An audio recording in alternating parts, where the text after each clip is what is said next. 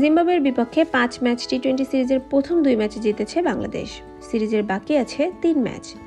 একটিতে জিতলে সিরিজ জয় নিশ্চিত হবে স্বাগতিক বাংলাদেশের। সেই লক্ষ্যে আজ তৃতীয় টি-20তে মাঠে নামছেন শান্ত মাহমুদুল্লাহরা। আজ চট্টগ্রামের জহুর আহমেদ চৌধুরী স্টেডিয়ামে ম্যাচটি শুরু হবে বিকাল 3টায়।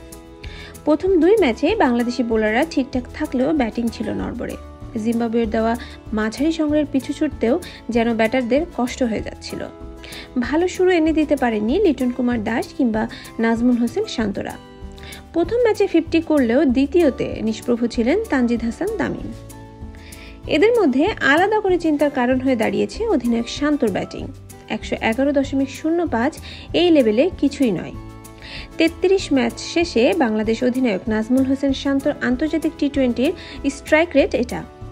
পরিসংখ্যান বলছে আগামী টি-20 বিশ্বকাপে যাওয়া দলগুলোর অধিনায়কদের মধ্যে দ্বিতীয় সর্বনিম্ন স্ট্রাইক রেট তার।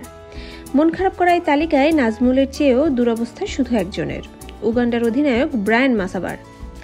টপ অর্ডারের আরেক ব্যাটার লিটন দাসের টানা ব্যর্থতায় কিছুটা আড়ালেই চলে গিয়েছিল রানের জন্য শান্তর সংগ্রাম।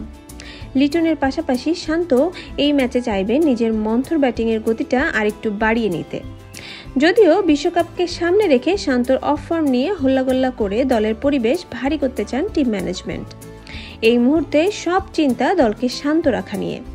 টিম ম্যানেজমেন্টের এক সদস্য বলেছিলেন, এখন যদি অধিনায়ককে নিয়েই চিন্তায় পড়ে যেতে হয় তাহলে দল কিভাবে চলবে। টিম ম্যানেজমেন্ট থেকে কিছু না বলা হলেও দলের এমন ব্যাটিং দেখে হতাশ খোদ বিসিবি সভাপতি নাজমুল হাসান পাপন। তিনি বলেন, সত্যি বলতে জিম্বাবুয়ের বিপক্ষে আমরা 2টি ম্যাচ জিতেছি ঠিকই, তবে ব্যাটিংটা ভালো লাগেনি। ব্যাটিং দেখে খুবই ভয় লেগেছে। ব্যাটিংটা ভালো না হলেও বোলাররা বোলিং খুব ভালো করেছে। তৃতীয় ম্যাচে বাংলাদেশের চ্যালেঞ্জ তাই ব্যাটিং ভালো করার। সামনে টি-20 বিশ্বকাপ, এমন সময়ে ব্যাটিংটা ঠিকঠাক না হলে ভুগতে হবে ভালোভাবেই। যদিও স্বাগতিকদের আপাতত লক্ষ্য সিরিজ জেতা। সিরিজ শুরুর আগে অধিনায়ক শান্ত বলেছিলেন, সিরিজ জিততে চাই, আপাতত লক্ষ্য এটি। বাংলাদেশের সহকারী কোচ নিক পোথাস আজ সোমবার একই কথা বলেছেন। তিনি বলেন, আমাদের প্রথম লক্ষ্য সিরিজ জেতা, পরীক্ষা নিরীক্ষা পরে হবে।